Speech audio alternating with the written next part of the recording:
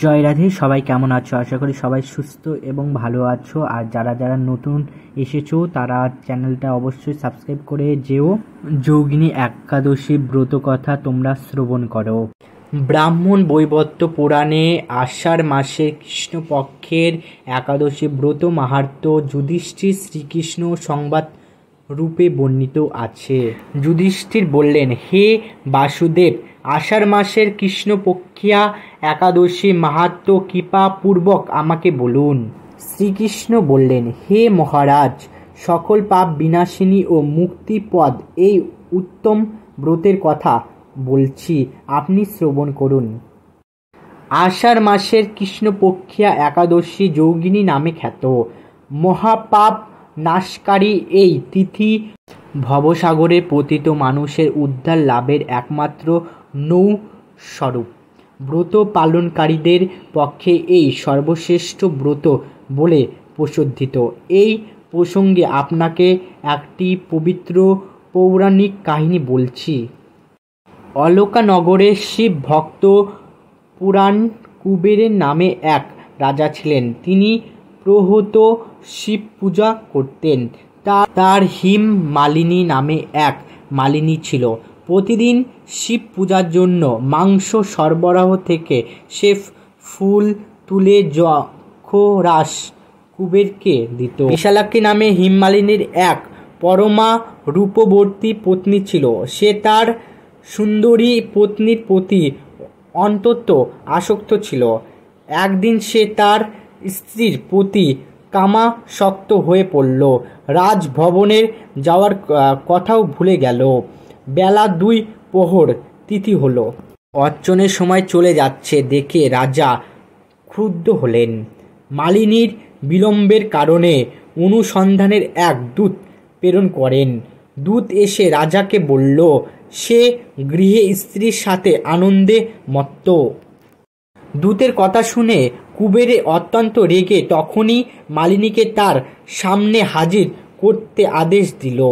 এদেরকে মালিনী কুবেরের পুজোর সময় অতিবাহিত হয়েছে বুঝতে পেরে অত্যন্ত ভয় পেল। তাই স্নান না করেই সে রাজার কাছে উপস্থিত হলো। তাকে দেখে একমাত্র রাজা ক্ষুব্ধ বেশে চোখ রাঙিয়ে বললেন, হেরে পাপী দুরাচার, তুই দেব পূজার পুষ্প আনতে অবগত করেছিলি, তাই আমি তোকে অভিশাপ দিচ্ছি, তুই শ্বেতকুণ্ঠগ্রস্ত হয়ে যা এবং তার প্রিয়তমা ভাজার সাথে তার চিরবিয়োগ সংগঠন হোক। হেরে নীচ, তুই এখনই এই স্থান থেকে ভ্রষ্ট হয়ে অধোগতি লাভ করো। কুবেরের এই অভিশাপে হিমমালিনী পত্নীর সাথে স্বর্গভ্রষ্ট হয়ে দীর্ঘকাল যাবৎ কুণ্ঠ রোগ ভোগ করতে লাগল। রোগের যন্ত্রণায় তিনি দিনে অথবা রাত্রে কখনোই সে সুখ পেত না। এভাবে শীতে গ্রীষ্মে প্রচণ্ড বেদনায় বহু কষ্টে সে জীবনযাপন করতে লাগল। কিন্তু দীর্ঘদিন মহাদেবের অর্চনের ফুল সংগ্রহের সুকৃত ফলে সে শাপগ্রস্ত হয়েও বৈষ্ণব শিবের শরণ কখনো হননি। একদিন হিমমালিনী ভ্রমণ করতে করতে হিমালয়ের শ্রীমাদকনে শিষ্যের আশ্রয় উপস্থিত হল। কুণ্ঠরোগে পীড়িত সম্পত্তি হিমমালিনীকে দর্শন করে শ্রীমার কুণ্ঠীয় তাকে জিজ্ঞেস করলেন, তুমি কার অভিশাপে এরকম নিন্দনীয় কুণ্ঠরোগগ্রস্ত হয়েছ? সে উত্তর দিল, হে মুনিবর, রাজা ধনু কুবেরের আমি ভৃত্য ছিলাম। আমি প্রতিহত মানস সরবরাহ থেকে ফুল তুলে সব পূজার জন্য রাজাকে দিতাম।